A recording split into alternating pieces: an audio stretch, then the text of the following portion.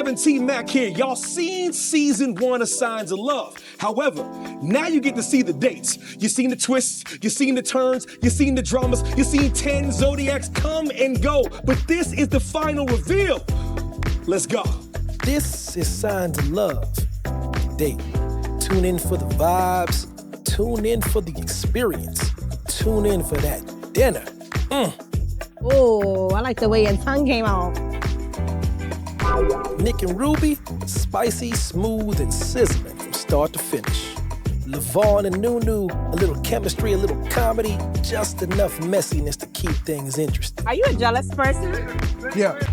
Really? As in, when your partner is working, it being an issue?